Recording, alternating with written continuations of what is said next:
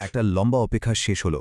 কেন্দ্রীয় সরকারি কর্মচারী আর পেনশনভোগীদের সেই যে ১৮ মাসের বকেয়া মহার্ঘ ভাতা বা ডিএ, সেটা নিয়ে সরকার কিন্তু ফাইনালি তাদের ডিসিশন জানিয়ে দিয়েছে। তো আসুন জেনে নিই ঠিক কি বলল সরকার আর এর পেছনে কারণটাই বা কী। সবার মনে লক্ষ লক্ষ কর্মী আর পেনশনভোগীর মনে একটাই প্রশ্ন ঘুরপাক খাচ্ছিল, তাই না? যে মহামারীর সময়ে যে টাকাটা আটকে ছিল সেই বকেয়া ডিএটা কি শেষমেশ পাওয়া যাবে? এটা নিয়ে জল্পনা কল্পনার তো কোনো শেষ ছিল না। দেখুন, উত্তরটা খুবই সোজা সাপটা আর এক কথায় বলতে গেলে চূড়ান্ত। আর সেটা হলো না।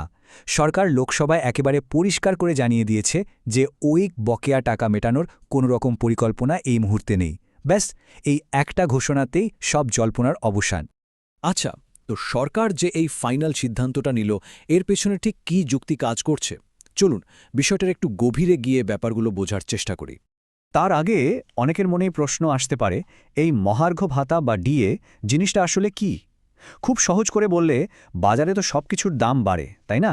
এই মূল্যবৃদ্ধির সাথে যাতে সরকারি কর্মীরা আর পেনশনভোগীরা মানিয়ে চলতে পারেন, সেজন্য তাদের বেতন বা পেনশনের সাথে একটা অতিরিক্ত টাকা দেওয়া হয়।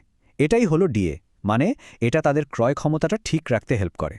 তাহলে আসল প্রশ্নটা হলো, সরকার কেন এই টাকাটা দিতে চাইছে না? অর্থমন্ত্রকের বক্তব্য হল, এই বকেয়া টাকার অঙ্কটা কিন্তু বিশাল, আর এটা মেটাতে গেলে সরকারি কোষাগারের উপর অনেক চাপ পড়বে।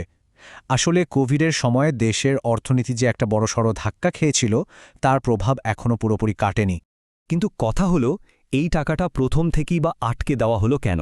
এর উত্তর খুঁজতে গেলে আমাদের একটু টাইম মেশিনে করে পিছিয়ে যেতে হবে ২০২০ সালে। হ্যাঁ, ঠিকই দেখছেন। একটা দুটো মাস নয়, পুরো ১৮ মাস। এই বিশাল সময় ধরে কিন্তু তিনটে কিস্তির টাকা আটকে ছিল। বুঝতেই পারছেন এটা কর্মী আর পেনশনভোগীদের জন্য কতটা বড় একটা ধাক্কা ছিল। সময়টা একবার দেখুন, ২০২০ সালের জানুয়ারি, তারপর ওই বছরের জুলাই, আর শেষে ২০২১ সালের জানুয়ারি। এই পরপর ৩টে কিস্তির টাকা কিন্তু ফ্রিজ করে দেওয়া হয়েছিল। আর মনে করে দেখুন, ঠিক এই সময়টাতেই কিন্তু করোনা মহামারী সারা দেশে একেবারে ভয়াবহ রূপ নিয়েছিল। তাহলে মূল কারণটা কি দাঁড়ালো? কোভিড-১৯। ও যে ২০২০ সালে ভাইরাসের কারণে দেশের অর্থনীতিতে একটা অপ্রত্যাশিত সংকট তৈরি হয়েছিল, সবকিছু প্রায় থমকে গেছিল, সেই পরিস্থিতিটা সামাল দেওয়ার জন্যই কিন্তু সরকারকে তখন এই কঠিন সিদ্ধান্তটা নিতে হয়েছিল। তো সরকারের এই ফাইনাল ডিসিশনের পর এমপ্লয়ি ইউনিয়নগুলো যে চুপ করে বসে নেই তা তো বোঝাই যাচ্ছে। তারা স্বাভাবিকভাবেই বেশ হতাশ এবং ক্ষুব্ধ। চলুন এবার দেখে নিই তাদের দাবিগুলো ঠিক কি আর তারা কি ভাবছে। ব্যাপারটা এখন দুদিকে ভাগ হয়ে গেছে। একদিকে সরকার বলছে কোষাগারে চাপ আছে, তাই টাকা দেওয়া সম্ভব না। আর অন্যদিকে কর্মচারী সংগঠনগুলোর যুক্তিও খুব পরিষ্কার। ডিএ কোনো দয়াদাক্ষিণ্য নয়, এটা তাদের ন্যায্য অধিকার, আর এই অধিকার থেকে তাদের বঞ্চিত করা যায় না। কর্মচারী সংগঠনগুলো কিন্তু তাদের দাবিতে একদম ফার্মে। তাদের প্রধান কথাই হল ডিএ কর্মীদের হক, তাদের অধিকার। তবে এর সাথে তারা একটা ইন্টারেস্টিং প্রস্তাবও দিয়েছে।